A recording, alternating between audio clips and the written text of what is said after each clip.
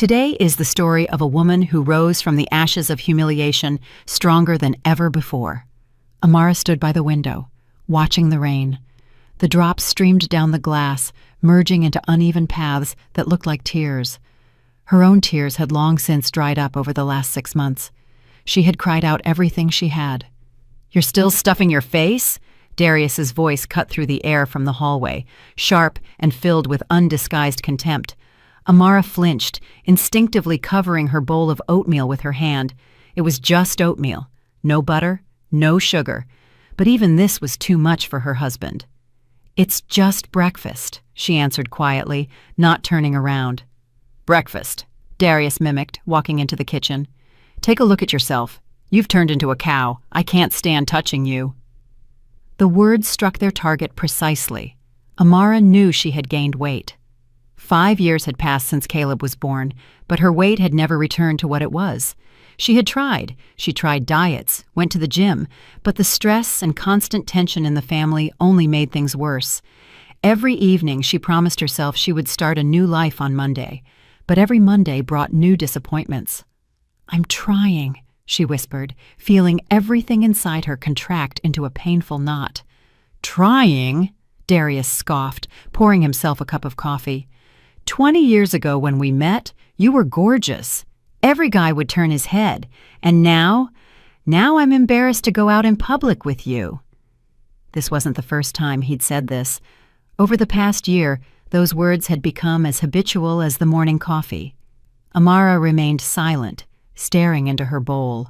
Once she would have argued, defended herself, but now she had no strength left.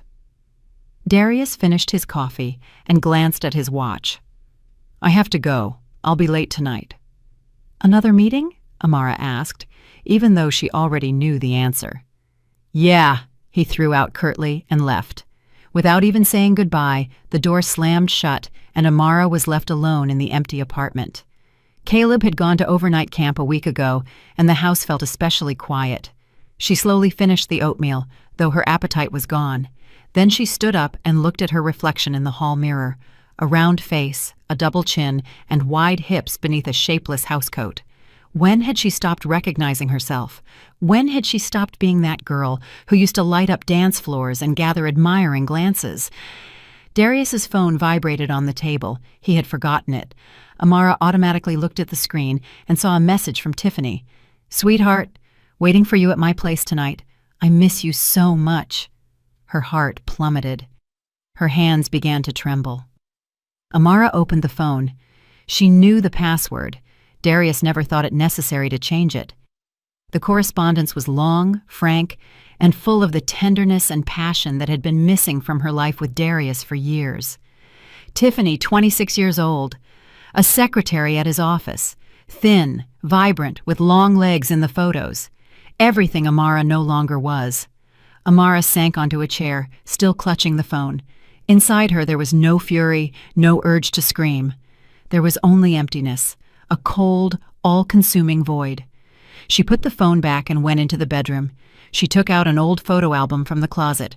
Here was their wedding. She was in a white dress, slender and happy. Here was Caleb's birth. Here was their last vacation together, 3 years ago. When did everything change? When did she become invisible to her own husband? That evening, Darius returned late, close to midnight. Amara was awake, lying in the darkness, staring at the ceiling.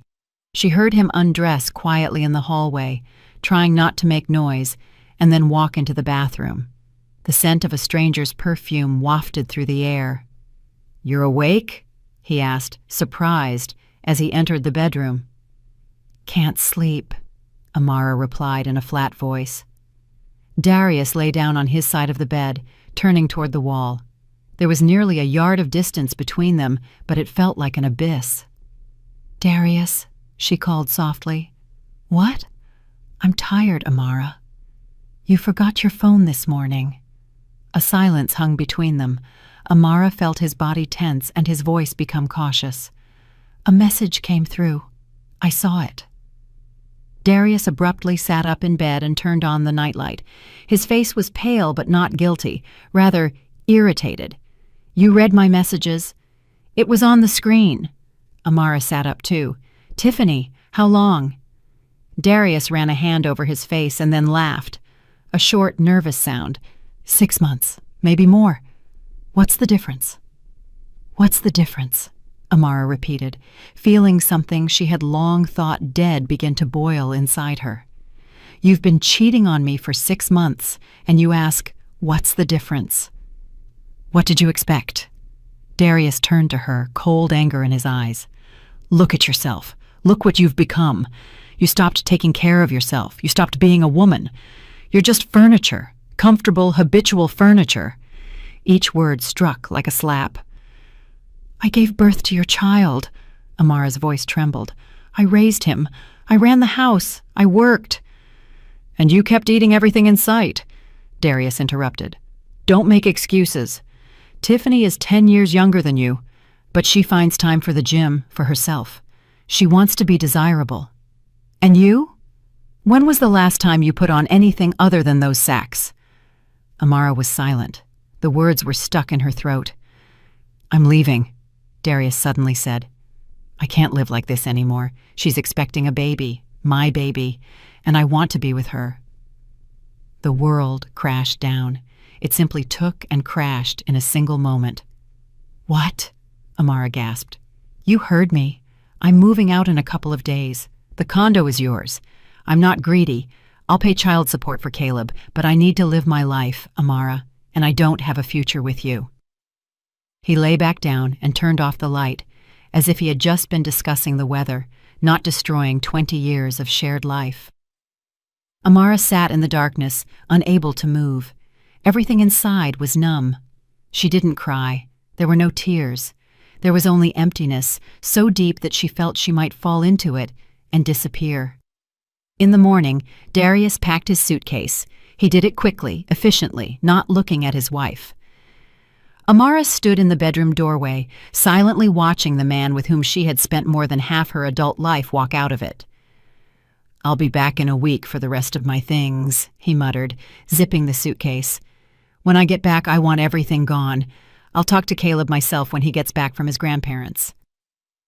How are you going to tell your son that you left his mother for a girl who's young enough to be your daughter? Amara asked quietly. I'll tell him the truth, that people change, that love fades. He's little, he'll get over it. Kids get used to everything. Darius picked up the suitcase and headed for the door. Goodbye, Amara. Don't be angry. This is better for everyone. The door closed. Amara heard the elevator descend, taking her past with it. Amara spent the first 3 days in a daze. She got up, mechanically made herself breakfast that she couldn't eat, wandered the apartment, and stared out the window. The world outside continued its normal life. People rushed to work, children played in the yard, music played somewhere. But her world had stopped. She didn't call her friends. She didn't want to hear sympathy in their voices, or advice that wouldn't help anyway. She didn't want to see pity in their eyes. Poor Amara, her husband left her over her weight. She could already hear those words in her head, spoken in different voices. On the 4th day, she finally left the apartment. She needed to buy groceries. The fridge was empty. Amara pulled on jeans, which struggled to button over her midriff, grabbed a spacious tunic and her purse, and went outside. The grocery store was 2 blocks away. On the way, she ran into her neighbor, Cheryl, with whom she sometimes chatted by the building entrance. Amara, Cheryl called out, haven't seen you in ages. How are you? Fine. Amara forced a smile. Where's Darius? I haven't run into him lately. He left. For work. Amara lied, quickly walking past without giving her a chance to continue the conversation. At the store, she mechanically threw items into her cart. Whole grain rice, milk, bread, eggs. Passing the bakery section, she stopped. On the shelf were her favorite pastries, custard eclairs. Darius used to make a remark every time he saw them in the fridge. You're fat enough already, and you're eating that garbage too. Amara grabbed a box of 6 eclairs and put it in the cart. Then she grabbed another, a packet of cookies, and dark, bitter chocolate, the kind she loved in college. At home, she sat down at the table and ate 3 eclairs in a row, then 2 more. The sweet cream melted in her mouth, and for a few minutes the pain receded. But then it crashed back in a wave, even stronger, along with self-loathing. That's why he left. Because you can't even stop yourself. Amara looked at the empty box and finally wept. She wept bitterly, sobbing as she hadn't since childhood. Tears streamed down her face, dripping onto the table, onto her hands. She wept for the lost years, for the unfulfilled hopes, for the fact that no one would ever hold her again and tell her they loved her. The phone rang. Amara wiped her face and looked at the screen. It was Darius's mother, Patricia Leake. The woman had never particularly liked her daughter-in-law, believing her son deserved a better match. "Hello?" Amara answered. "Amara, it's me." The mother-in-law's voice was cold. "Darius told me everything. I want to take my grandson for the summer. He shouldn't see you in this state." "What state?" Amara asked quietly. "Darius said you've let yourself go completely, that you have depression. The boy doesn't need that. I will pick up Caleb directly from Denise's house when he finishes his visit there. You and Darius can sort yourselves out, but leave the boy out of it." "You don't have the right." "I have the right to care for my grandson," Patricia interrupted. "Darius is right. He needs to start a new life. And you? You have only yourself to blame, Amara. You should have taken care of yourself." The line went dead. Her mother-in-law had hung up. Amara put the phone on the table and stared blankly. So that was it. Everyone was against her. They even wanted to take Caleb away, as if she were a leper. She stood up and went to the hall mirror. She looked at herself with a long, careful gaze. A face swollen from tears, dull hair pulled into a careless ponytail, a stretched-out tunic that hinted at the folds on her stomach. You have only yourself to blame. Maybe they were right? Maybe she was really to blame for everything? Maybe if she hadn't gained weight, if she had stayed that thin girl, Darius wouldn't have left, wouldn't have fallen in love with that Tiffany with the long legs and flat stomach. Amara returned to the kitchen and took out her laptop.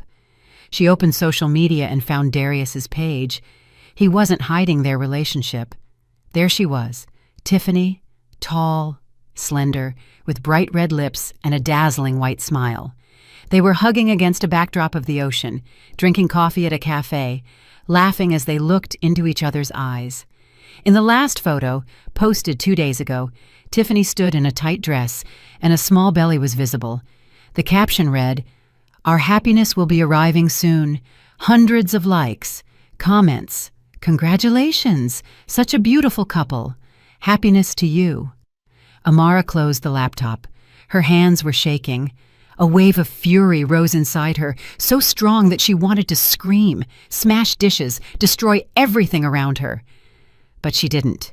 Instead, she opened the refrigerator again, took out the last eclair, and ate it, staring into the void.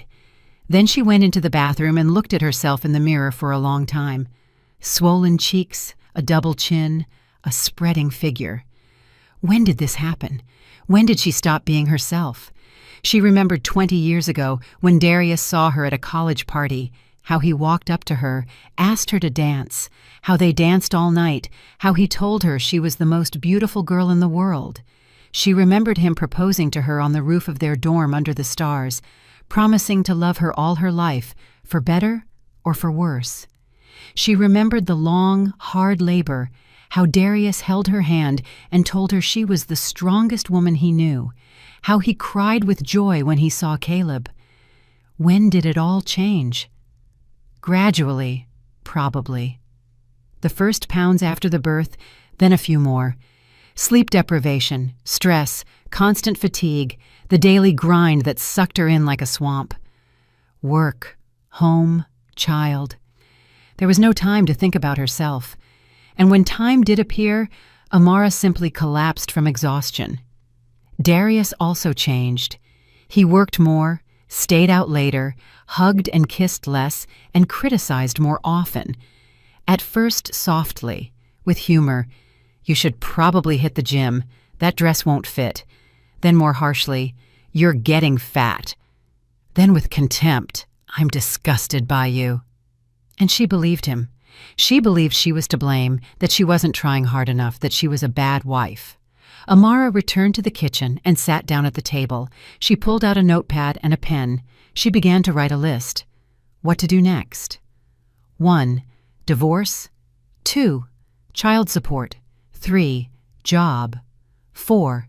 Caleb. 5. Me. She stared at the last point for a long time. Me. Who is she now? A dumped wife, a single mother, a fat failure who was left for a younger woman? No, that wasn't all she was. Once she had been different. Once she had dreams, plans, goals.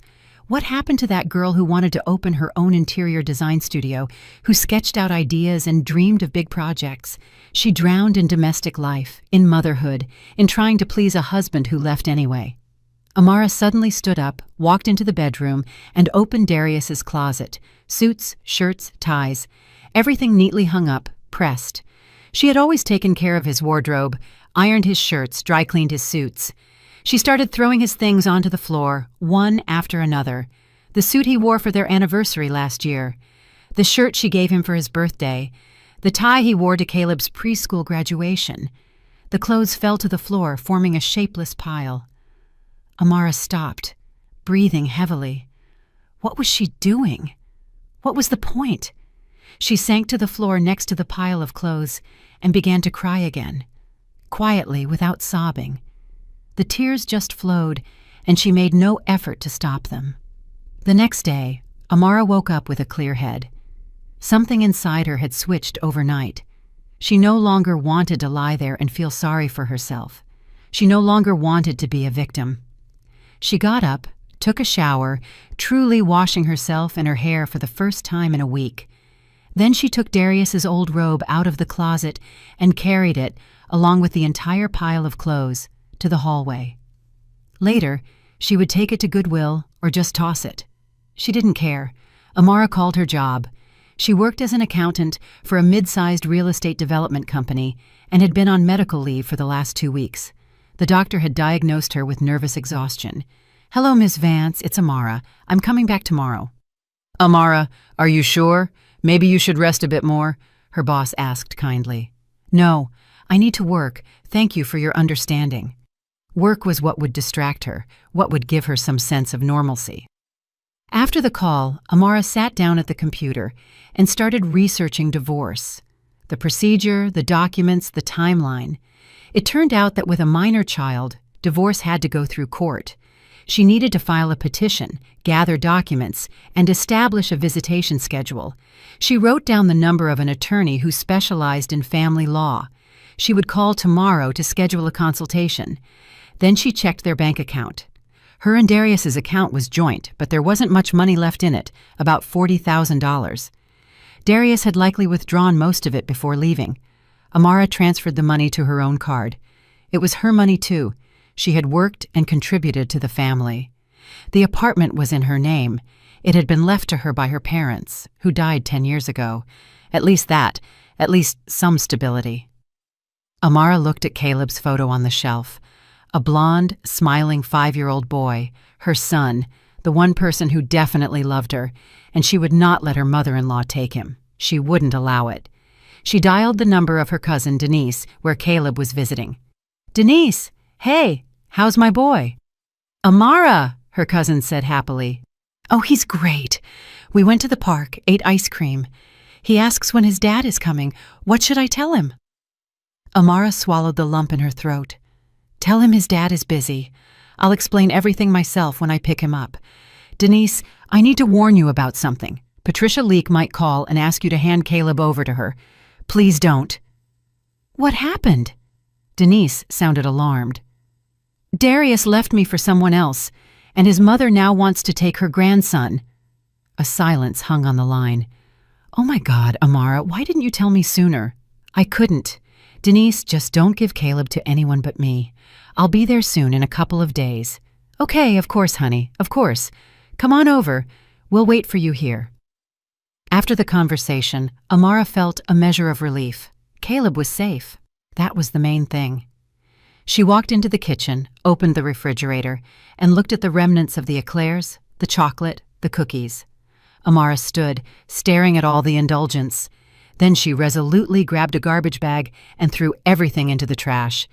"Enough!" she said aloud. "Enough of feeling sorry for myself and eating away my problems."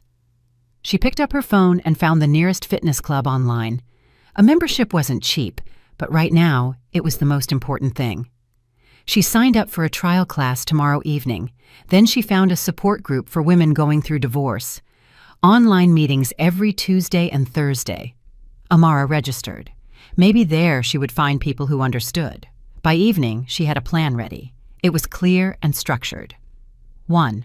Go back to work. 2. File for divorce through an attorney. 3. Get Caleb back. 4. Start exercising. 5. Find a therapist. 6. Get back to myself. The last point was the most important and the most frightening. Get back to myself. To the girl who believed in her own strength, who dreamed and achieved goals. Amara went to bed early. For the first time in many days, her sleep was deep, without nightmares or waking up in the middle of the night. She woke up at 7 a.m., did a simple 15-minute workout she found online. Her muscles ached, her body felt uncooperative, but she finished. Then she had breakfast, oatmeal with an apple and green tea. At work, her colleagues greeted her cautiously, with sympathy in their eyes. Ms. Vance called her into her office. "Amara, how are you? Maybe you need more rest?" "Ms. Vance, I'm fine. Really, I need to work." Her boss looked at her intently. "All right, but if anything is wrong, tell me. And one more thing. I have a friend. She's a therapist, a good one. Here are her contact details if you need them." Amara took the business card and thanked her. The unexpected kindness brought tears to her eyes, but she held them back. Work was a distraction. Numbers, reports, transactions. None of it required emotion, just a routine. It was calming and familiar. That evening, Amara went to the fitness club.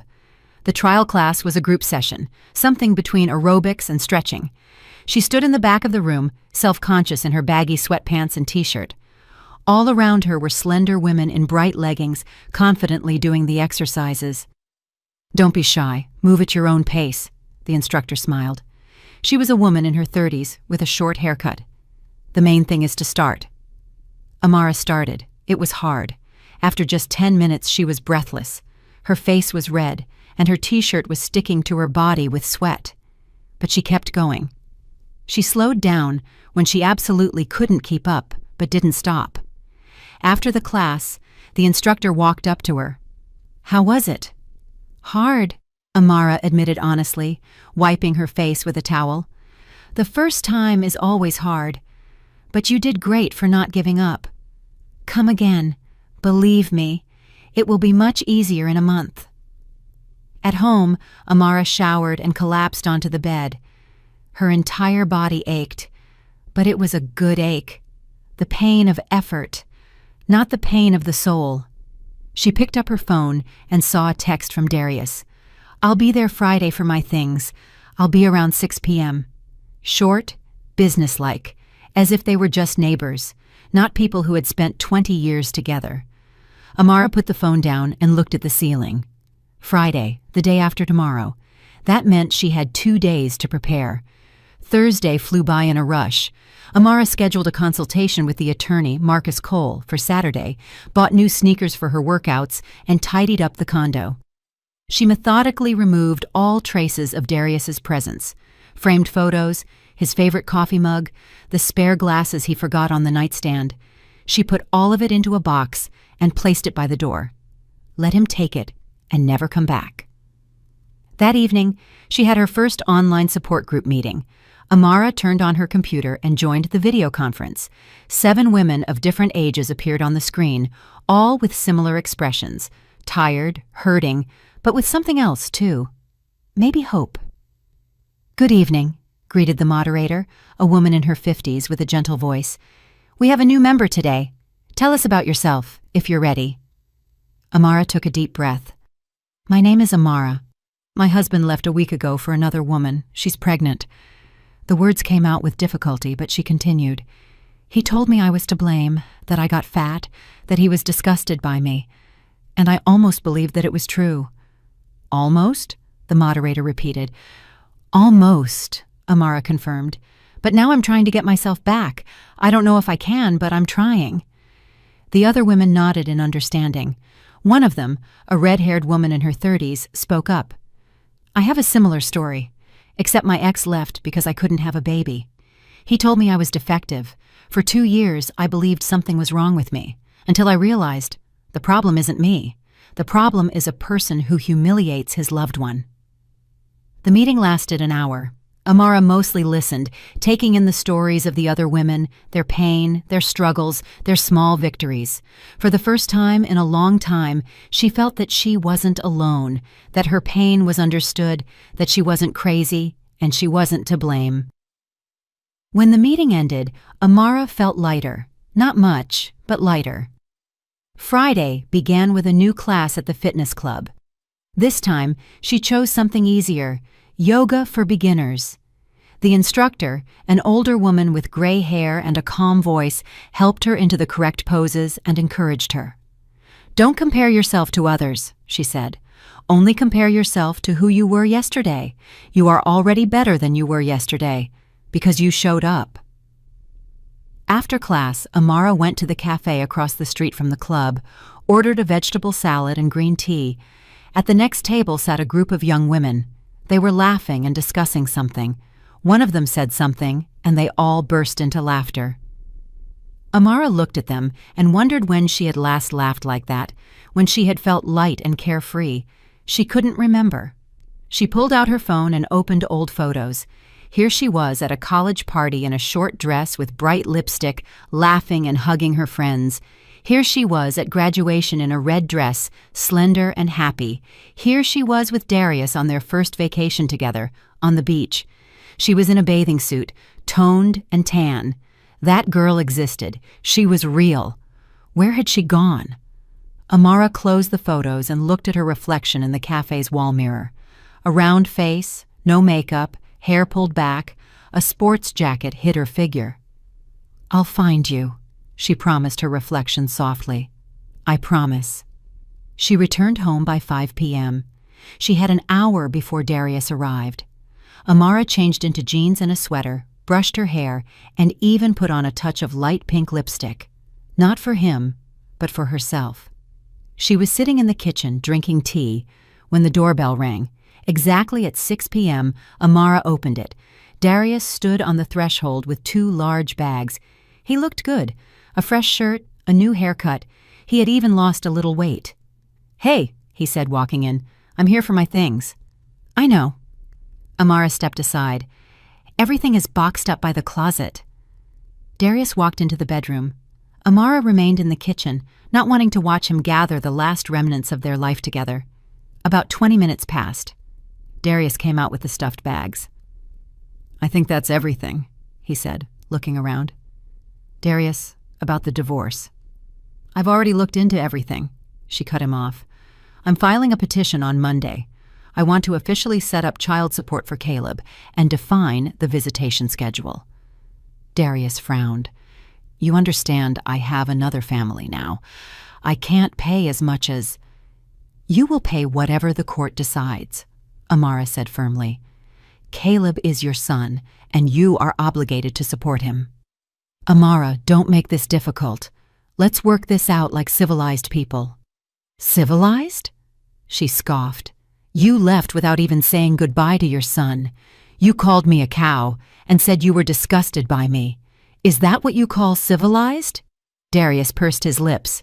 I spoke in anger. You shouldn't take it so seriously. Just go, Darius, just go. My attorney will be in touch. He stood there, clearly wanting to say something, but changed his mind. He grabbed the bags and headed for the door. You know, he suddenly said at the door, I thought you'd be crying, begging me to come back, and you even look like you've lost weight. Go, Amara repeated. Darius shrugged and walked out. The door closed. Amara stood in the middle of the hallway, breathing deeply and slowly. She didn't cry. She didn't scream. She didn't collapse onto the floor. She just stood and breathed, and then she smiled. A weak smile, but she smiled. She had won the first round. She hadn't fallen apart. She hadn't begged.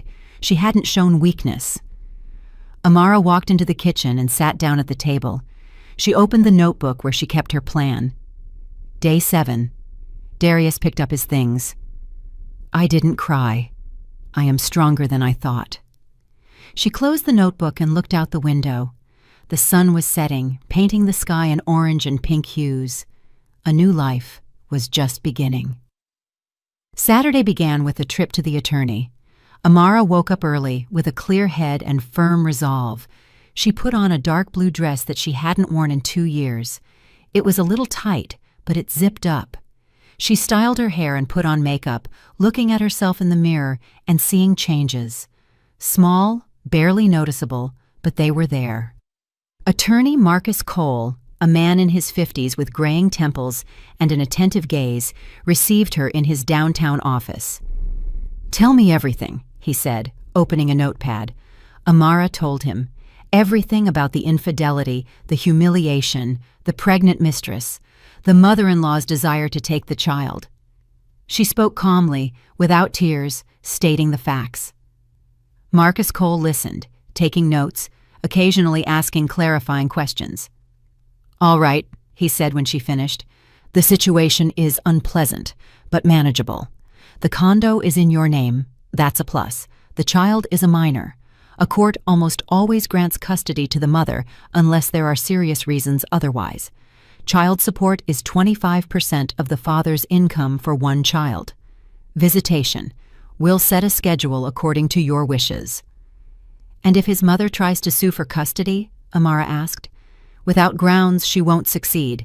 You are employed, you have housing, and your parental rights haven't been revoked. A grandmother can file a petition, but the chances are minimal. Don't worry about it." Amara felt a wave of relief. For the first time in a long time, she felt solid ground beneath her feet. "I will prepare the documents," Marcus Cole continued. "You'll need to gather your marriage certificate, Caleb's birth certificate, and the condo deed.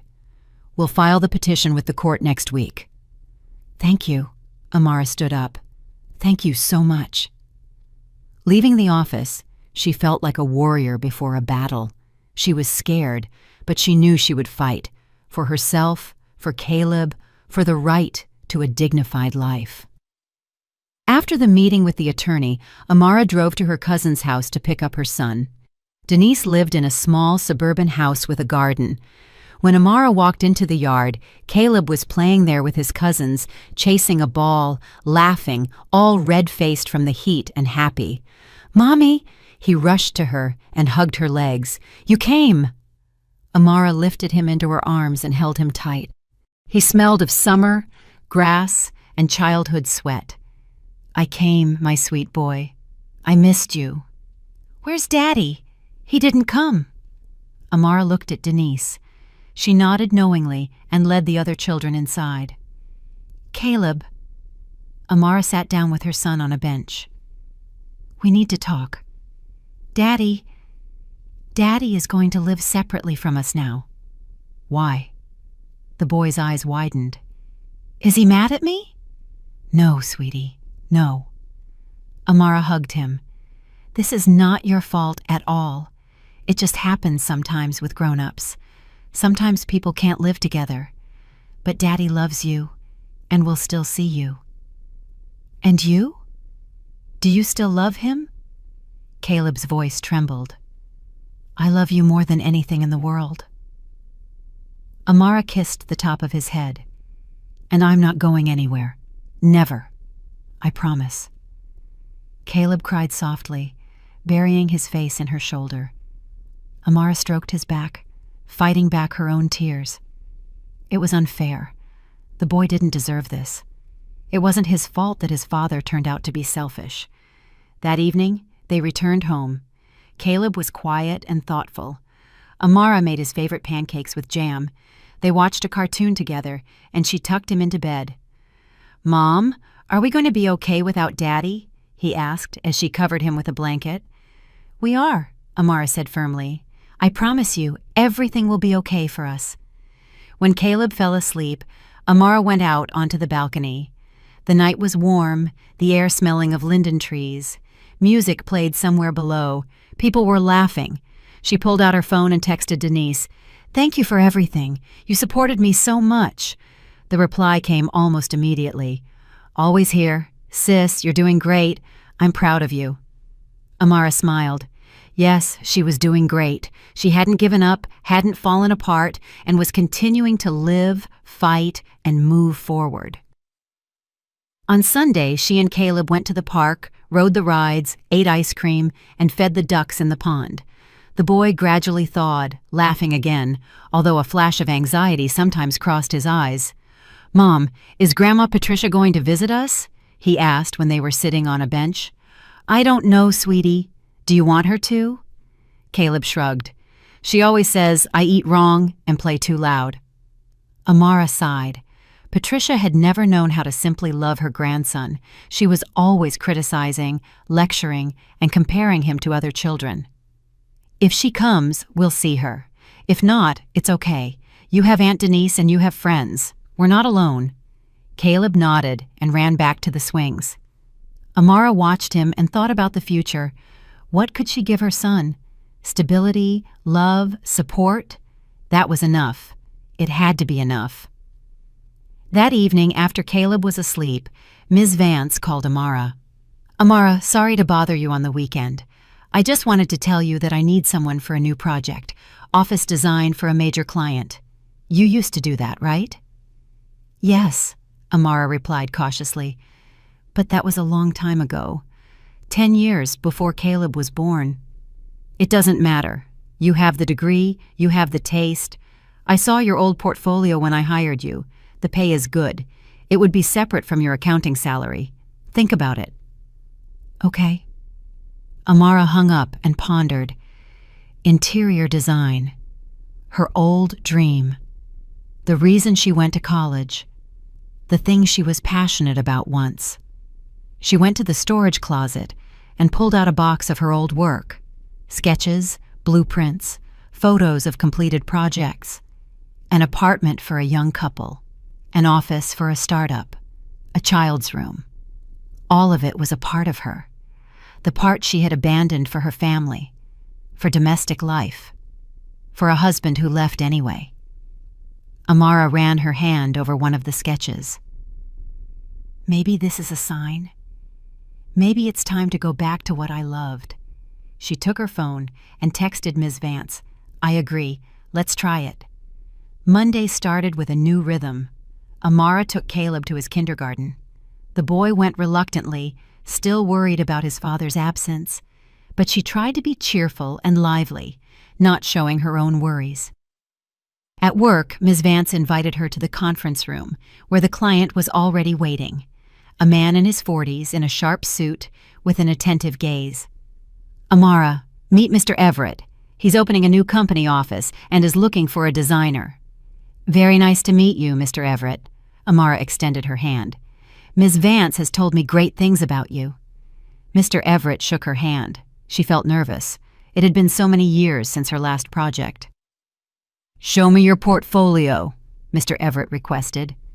Amara took out her tablet with photos of her old work. He looked through them carefully, sometimes nodding, sometimes commenting. "Good," he finally said. "I like your style, understated, but with character. The office needs to be 2,100 square feet. Reception area, 3 private offices, a conference room, and a lounge for employees. We'll discuss the budget separately. When can you start?" "I'll need a few days to look at the space, take measurements, and prepare the first sketches." Amara tried to sound confident. "Excellent. Here is the address. You can go anytime. I'll leave the keys with security. I'll expect your ideas in a week."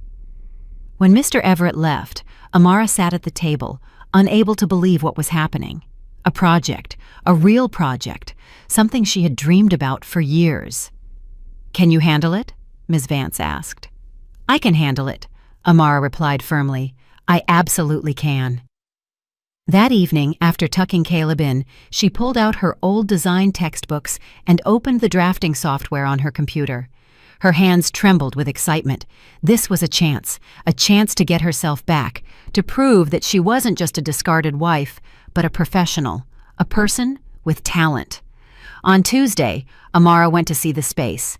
Empty white walls, large windows, high ceilings. She walked through the rooms, taking measurements, taking photos, and ideas were already forming in her head. Light tones, natural materials, lots of air and light. Functionality with a twist. She spent 2 hours there, sketching in her notebook. When she left, she felt alive, truly alive, for the first time in many years. At her evening workout at the fitness club, the instructor noticed a change. "Amara, you're doing great. I can already see a difference. Better posture, more confident movement." "Really?" Amara looked at herself in the mirror. It was true. Something had changed. Maybe not yet in her appearance, but in the way she carried herself, in her expression. "Absolutely. Keep up the good work. In a couple of weeks, you'll be unstoppable." At home, Amara stepped on the scale, -7 pounds in 2 weeks. It wasn't much, but it was a start. On Wednesday, Patricia Leek called. Her voice was cold, as always. "Amara, I want to see my grandson. I'll be there Saturday."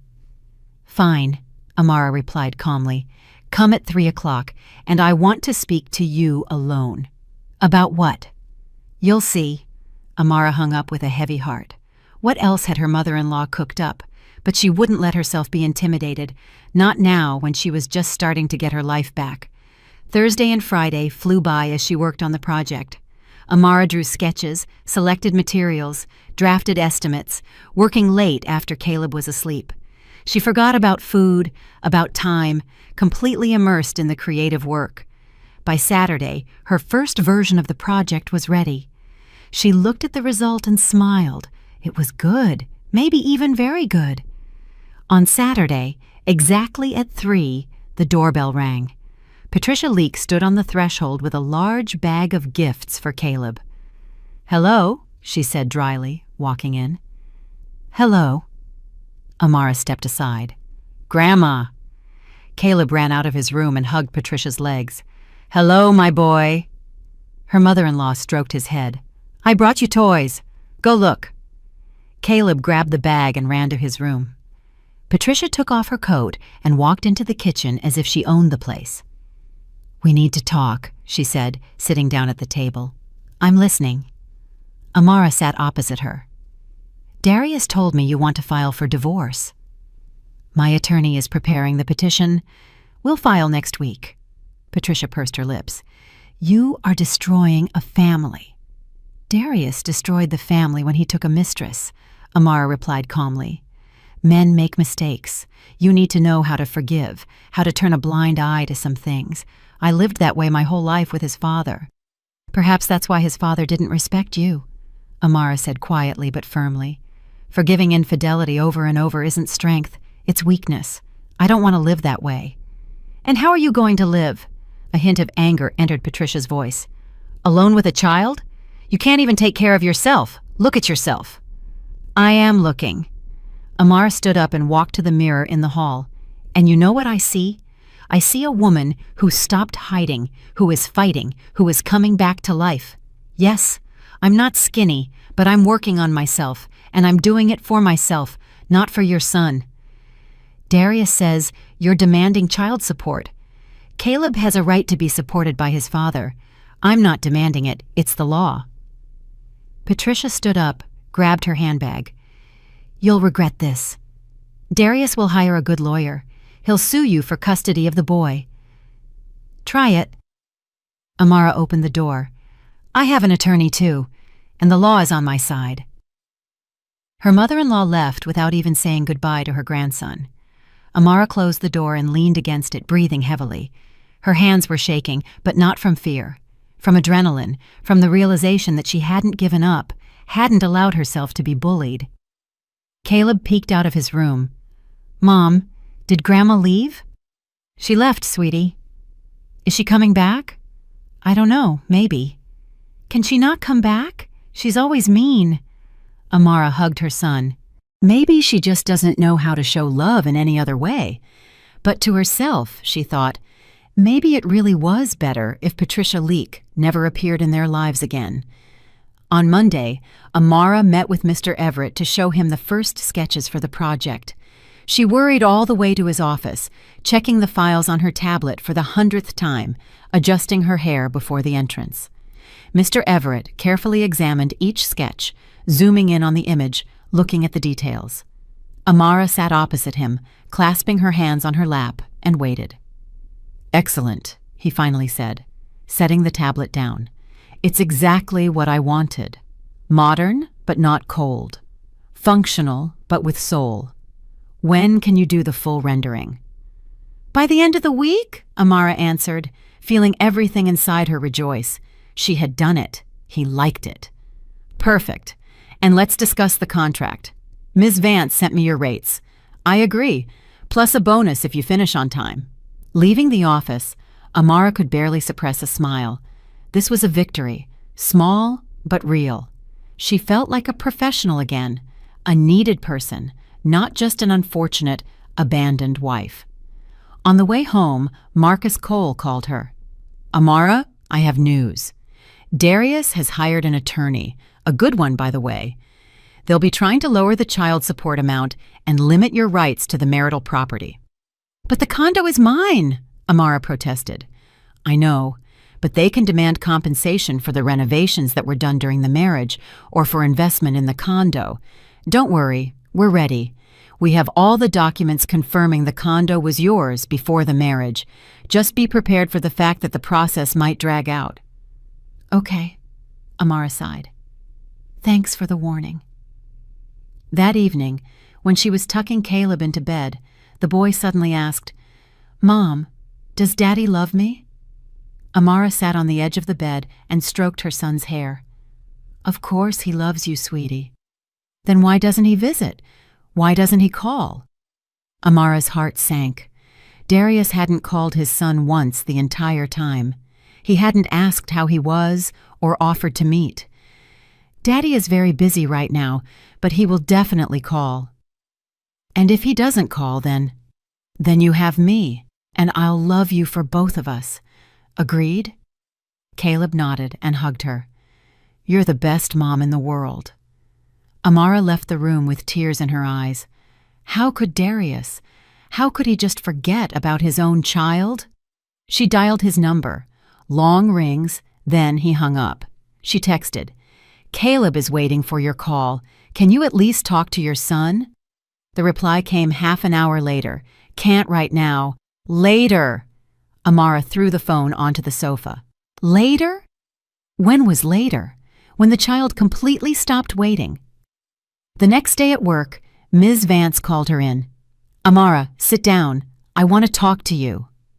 Amara tensed up. The tone was serious. "Mr. Everett is very happy with your work. He said he wants to keep working with you. He has several properties, and this is what I was thinking.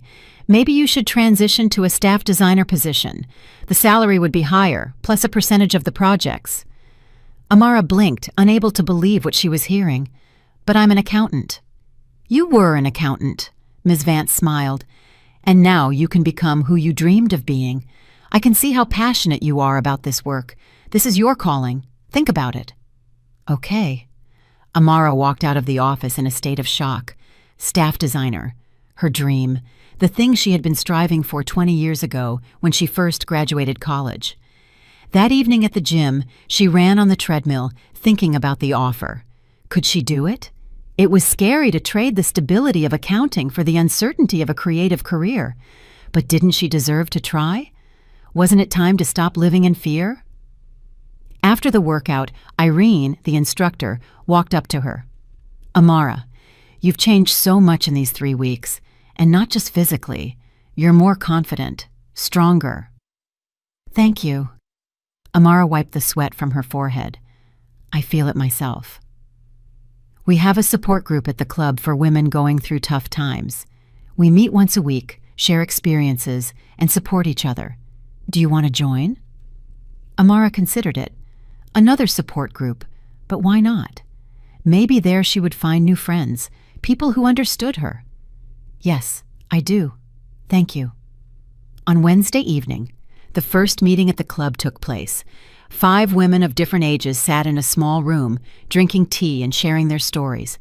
One was going through a divorce, like Amara. Another had lost her job and was battling depression. The third was recovering from an illness. Each had her own pain, but all were united by one desire: to keep living, not to give up. "I used to think that if my husband left, I would die," said one woman, Tamara, in her 50s. "We were together for 30 years, and then he left for his secretary. I didn't get out of bed for a month. Then I realized either I keep lying there or I start living. I chose life. Now I have my own small business. I travel and meet friends, and you know what? I'm happy. Truly happy. Maybe for the first time in my life." Amara listened and understood. She was on the right path. The pain wouldn't disappear right away, but life goes on, and she had a right to that life. On Thursday, Amara made her decision. She texted Ms. Vance, "I agree. I want to become the staff designer." The reply came instantly. "Excellent. We'll discuss the details tomorrow." That evening, Amara sat on the balcony with a cup of tea watching the sunset. 3 weeks ago, her world had crashed. She thought it was the end, but it turned out to be the beginning. The beginning of a new life she was building for herself. Her phone vibrated. A text from an unknown number. "Hello, this is Darius's attorney. My client would like to discuss the terms of the divorce out of court. Are you willing to meet?" Amara read the message several times. So Darius was afraid of court. He decided to negotiate. Interesting. She dialed Marcus Cole's number. "Darius's attorney just texted me. He's proposing a meeting." "Good," the lawyer replied. "That's standard practice. I will be with you at the meeting. Don't worry, we won't let them take advantage of you." "Thank you." Amara hung up. She stood up from the chair and looked at her reflection in the window. The woman looking back at her was different. Not the one who stood by the window and cried 3 weeks ago. This one was stronger, more confident, more alive. "I can do this," she told her reflection. "I absolutely can." The meeting with Darius's attorney was scheduled for Friday at Marcus Cole's office. Amara prepared for it like an exam, rereading documents, rehearsing answers to potential questions, and choosing her outfit. She settled on a structured gray pantsuit she had bought before Caleb was born, which now almost fit her properly, minus 13 pounds in 3 weeks. The progress was visible. She arrived at the office 10 minutes early. Marcus Cole was already waiting for her, spreading all the necessary documents on the table. "The main thing is to stay calm," he instructed. "Don't react to provocations. Answer clearly and factually. We know our rights, and they know we know."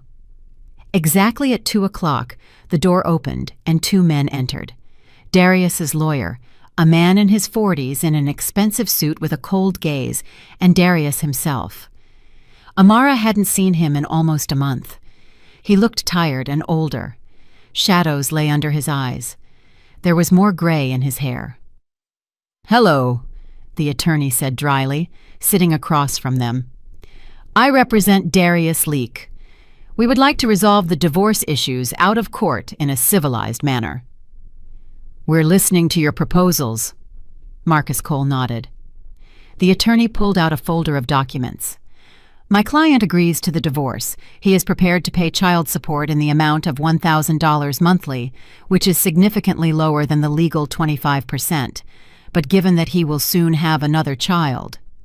25% of income, Marcus Cole interrupted. "That's the law. Having another child does not negate the obligation to the first." "But be reasonable." The attorney leaned forward. "My client is ready to compromise. Additionally, he would like to discuss the division of property." "What property?" Amara couldn't hold back. "The condo is mine. I received it from my parents before the marriage." "But the renovations were done during the marriage." The attorney looked at the documents. "With joint funds. My client is entitled to compensation. We estimate it at $300,000. "That's absurd!" Marcus Cole pulled out his own papers. "The renovations were done 10 years ago. The depreciation is at least 50%. Moreover, your client lived in that condo for all those years rent-free, which already serves as compensation." The lawyers began to bicker, juggling numbers and legal articles. Amara sat and watched Darius. He avoided her gaze, constantly looking out the window or at his phone. "Darius," she called quietly. He flinched and looked up. "Did you think about Caleb even once? You haven't called him in almost a month. He's waiting. He asks about you every night." Darius shrugged. "I'm busy. I'll call soon." "Soon?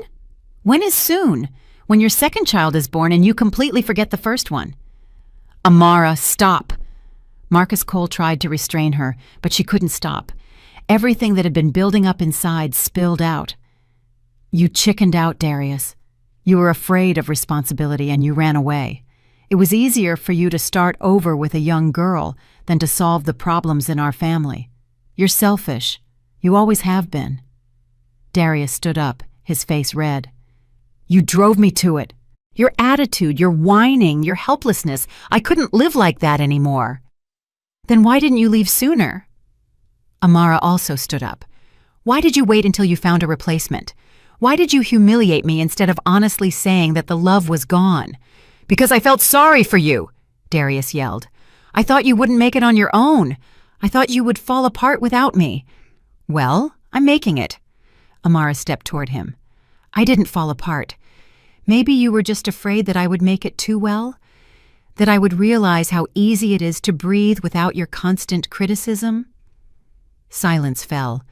The lawyers exchanged glances.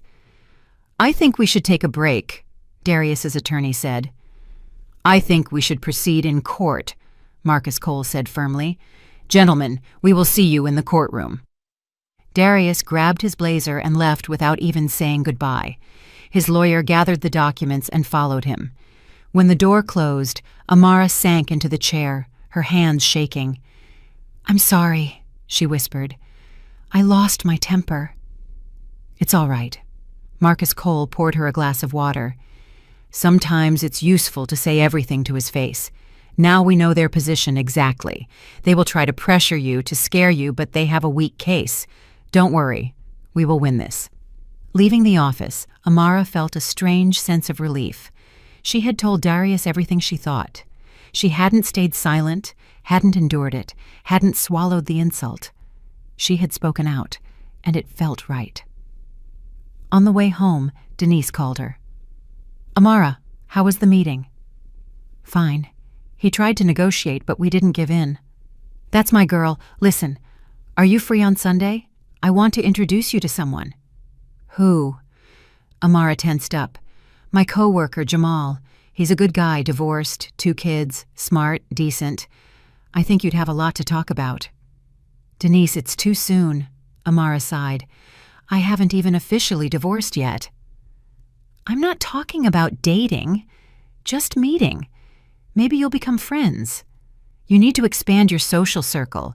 You can't just stay home alone." Amara thought about it. Maybe it was time. Not for romance, of course, but for normal human interaction. "All right," she agreed. "I'll come." That evening, after Caleb was asleep, Amara sat at her computer, working on the rendering for Mr. Everett's project. The work engrossed her so much that she lost track of time, choosing colors, arranging furniture, and experimenting with lighting. At one point, she stopped and looked at the screen. It was beautiful, truly beautiful, maybe even better than her work from 10 years ago. She stood up, walked to the mirror, and looked at herself critically. Her face had slimmed down. Her cheekbones were more defined. Her eyes were no longer dull. They had a sparkle in them. Yes, she was still far from the slender girl she once was, but she was on her way, and most importantly, she felt alive again. Her phone vibrated. A text from Tamara, from the support group. "Girls, let's meet up on Saturday. Let's go to a cafe and have a heart-to-heart." Amara smiled and replied, "I'd love to." She went to sleep with the feeling that life was getting better. Slowly, gradually, but getting better. Saturday was sunny and warm. Amara met the women from the support group at a small, cozy cafe downtown. 6 of them gathered. Tamara, Irene from the fitness club, 2 women from the online group, and a newcomer who was just starting her path after divorce. They sat at a large table by the window, drank coffee, and shared updates. The atmosphere was warm, almost familial. Here, there was no need to pretend that everything was fine. Here, you could be yourself. I went to the theater yesterday for the first time in 6 months, one of the women, Natalie, was saying, alone. I used to think it was embarrassing to go anywhere without a partner. And you know what? I loved it. I watched the play without being distracted by anyone. I was completely immersed. It was wonderful. I signed up for English classes, another shared.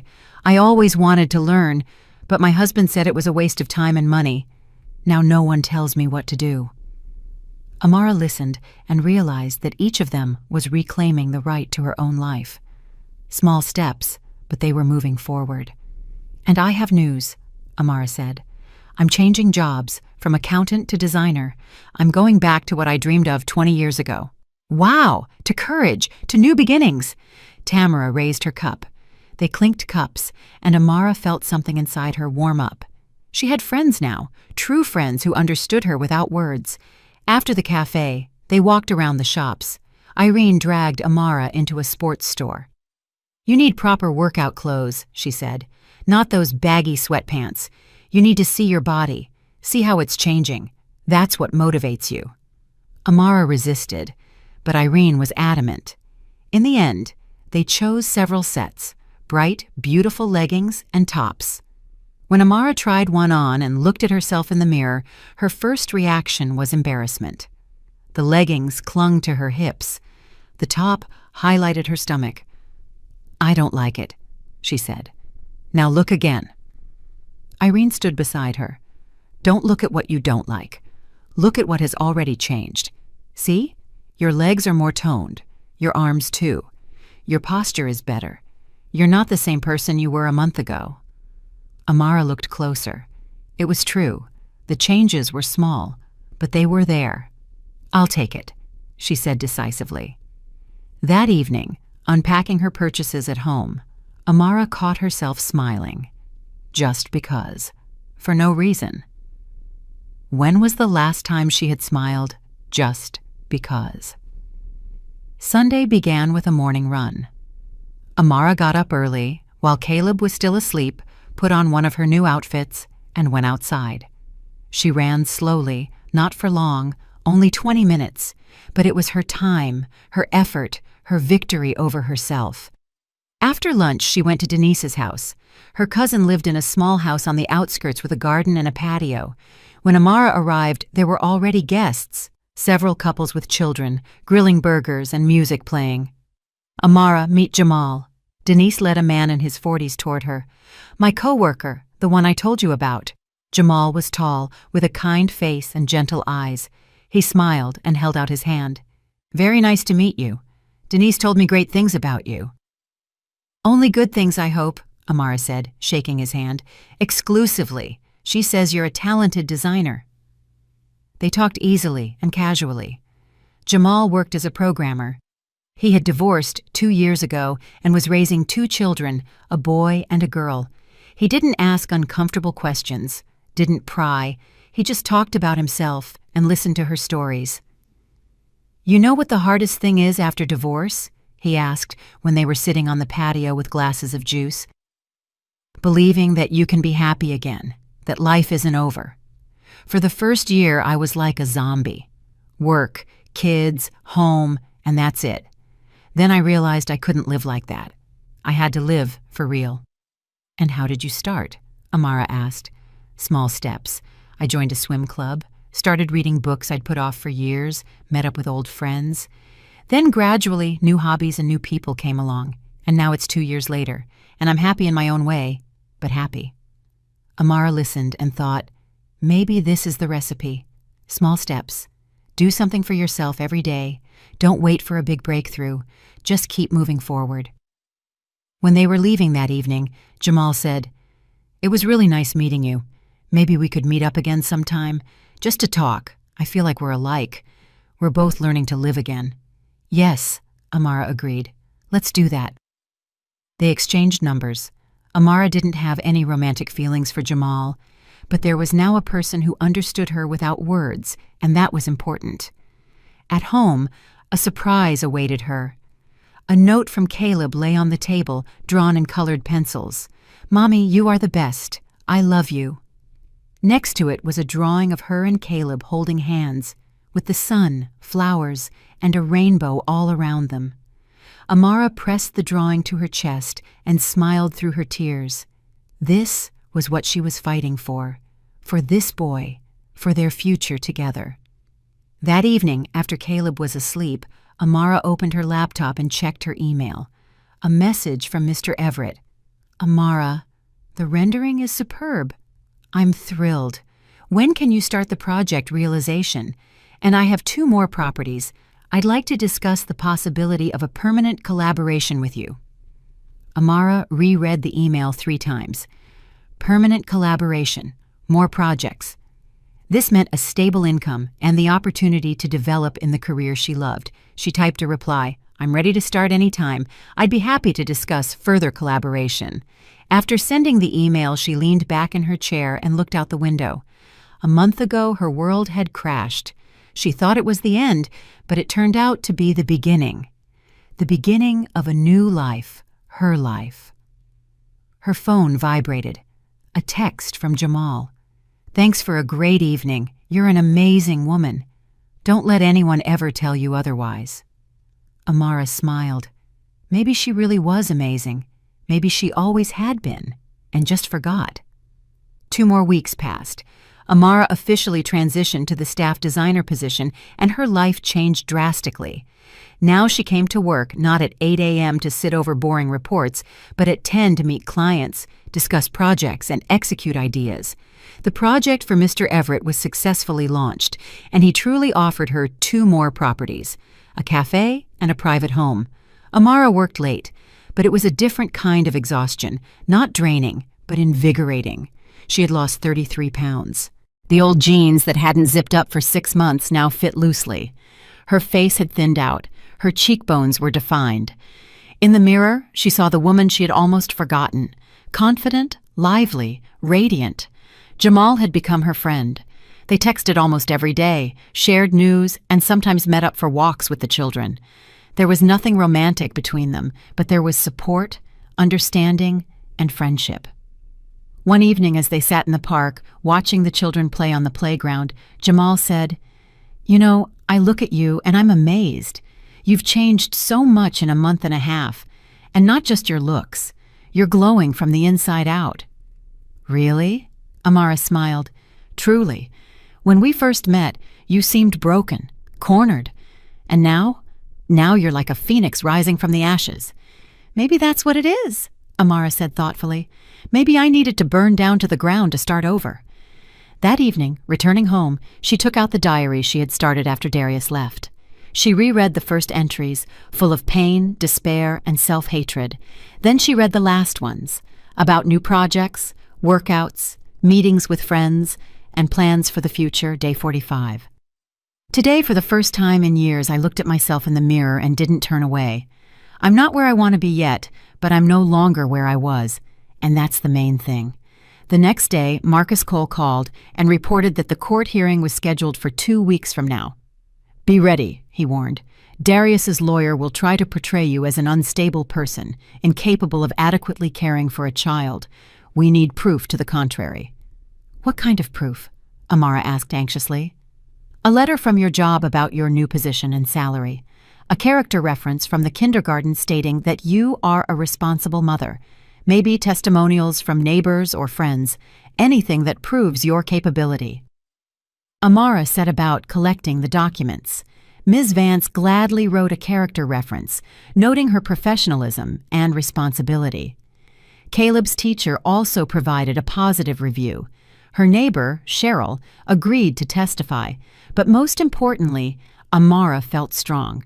She was no longer afraid of the court. Let Darius and his lawyer try whatever they wanted.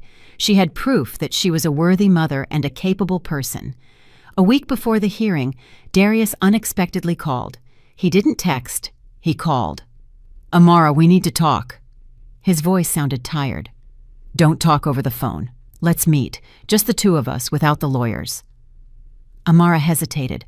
Why did he want this? What was he planning? "Where and when?" Tomorrow at that coffee shop where we first met. Remember?"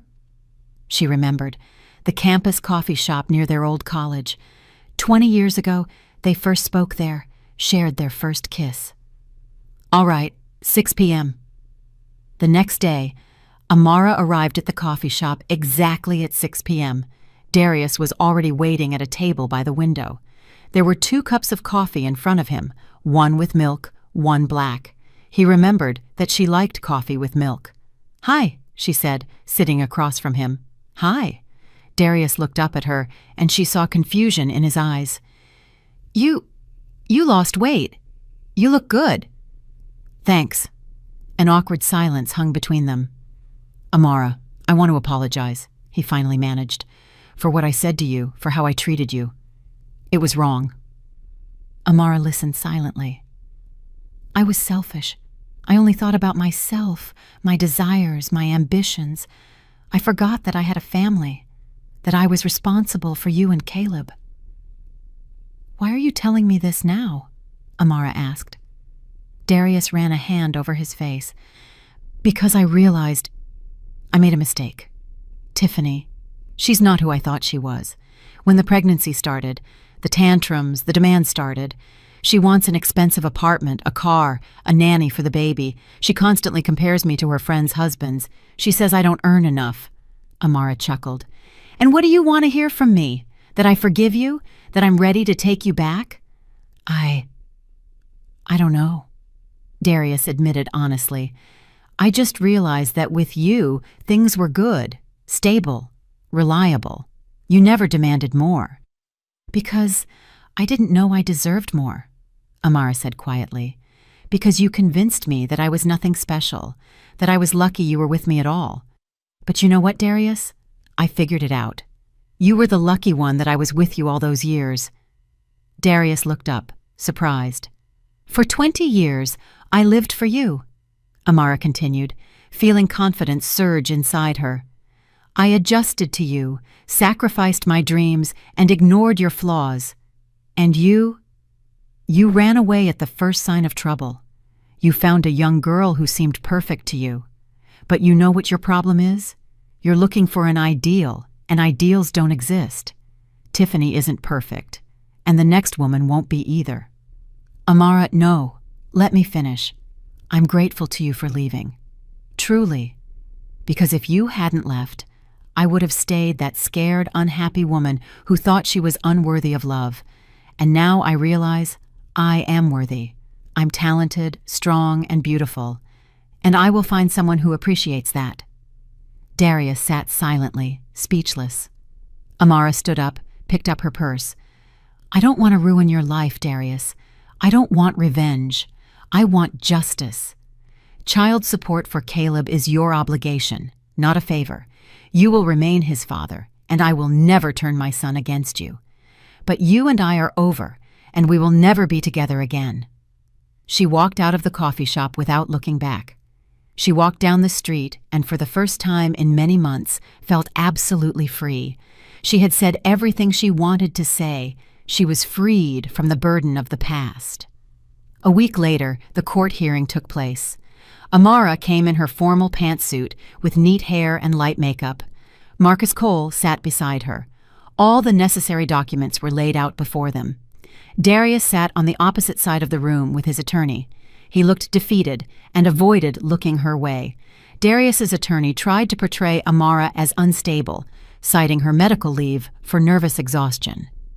But Marcus Cole easily countered, presenting letters about her new job, character references, and witness testimonials. "My client not only overcame a difficult life situation," he said, "but she emerged from it stronger and more accomplished. She changed to a more promising career, exercises, and is actively involved in her child's life.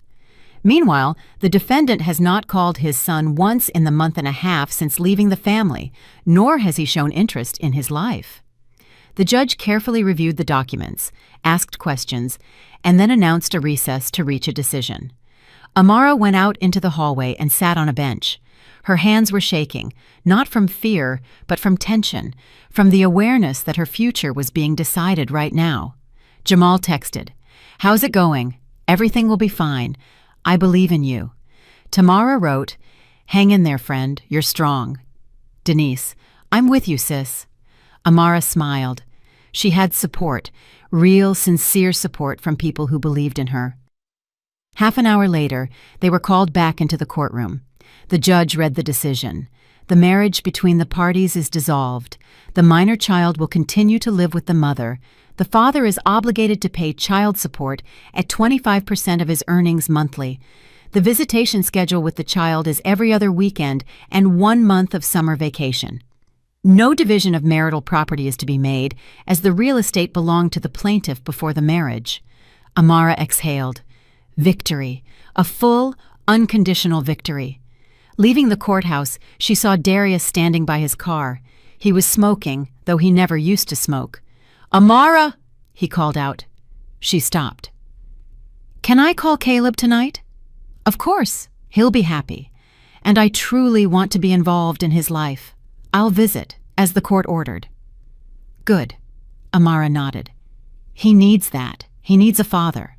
"You really look incredible," Darius suddenly said.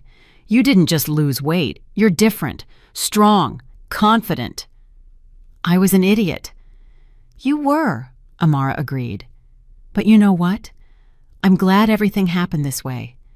If you hadn't left, I never would have known what I was capable of. I never would have returned to my true self." She turned and walked toward the subway. She didn't look back. That chapter of her life was closed. That evening at home, Amara held Caleb and sat beside him on the sofa. "Sweetie, we need to talk. Today was the court hearing. Your dad and I are officially not married anymore, but you are still his son, and he loves you. He'll be visiting you every 2 weeks, and you'll spend time together." "And you won't be sad?" Caleb asked, hugging her. "No, baby, I won't be sad, because I have you, and I also have a job that I love, and friends, and a new life, and we are going to be happy, I promise." "Then I won't be sad either," Caleb decided. "Mom, is Daddy really going to call?" "He is. Tonight." And Darius really did call. Amara handed the phone to Caleb and went out onto the balcony, giving them privacy to talk. She stood there, watching the city, listening to her son's voice as he excitedly told his father about kindergarten, his new toys, and how he and his mother went to the park. Her phone vibrated. A text from Mr. Everett. "Amara, I want to offer you the position of chief designer for my company. We're opening a design bureau. Interested?" Amara reread the message several times. Chief designer, her own bureau. It was more than a dream. It was a completely new life. She texted back, "Very interested. Let's discuss the details." Then she sat down in the balcony chair, wrapped her arms around her knees, and smiled. A month and a half ago, she had been standing by the window, not knowing how to live. She thought her life was over. She thought she was a useless, fat, pathetic woman. And now she was free. She had an interesting job, career prospects, a loving son, and true friends. She had lost 33 pounds and was continuing to work on herself, not for her ex-husband, not to prove anything to anyone, but for herself. The next morning, when Darius came to retrieve his last items from the storage closet, he saw a note on the table. He unfolded it, read it, and a chill ran down his spine. "Darius, when you walked out, I thought I would die. I thought I wouldn't survive it, that my world had crashed. But you know what happened? I didn't die. I came back to life. While you were with me, I forgot who I truly was. I forgot about my dreams, my talents, my strength. I dissolved into the role of your wife. I lost myself. You humiliated me for gaining weight. You called me a cow. You left for a younger mistress. And you know what I am grateful to you for? For forcing me to wake up. I didn't lose weight for you. I didn't find my dream job to spite you. I didn't become happy because I wanted to prove anything to you. I did all of it for me because I realized I deserve it. You were looking for someone young and beautiful. You found her. I hope you're happy. And me? I found myself, and that is worth more than any relationship. Thank you for leaving. It was the best gift you could have given me. P.S. I'm opening my own design bureau, what I dreamed of 20 years ago. Better late than never. Goodbye, Darius. Amara. Darius stood with the note in his hands, and everything inside him constricted.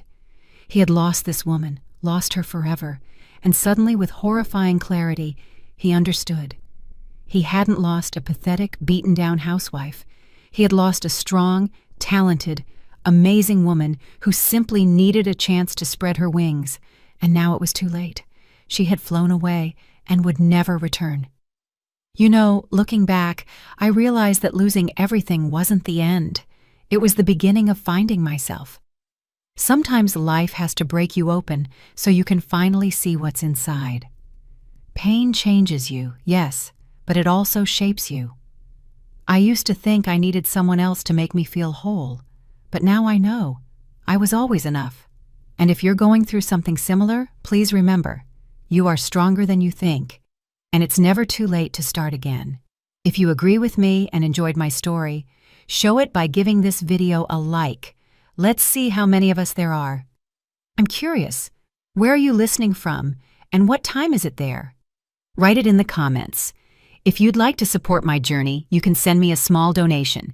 Thank you for listening and sharing your precious time with me. For more life stories like this, check out the other videos on my channel and subscribe. On the screen, you'll see 2 new life stories I'm sure you'll love. Click one and keep listening. Love to you all. Betty.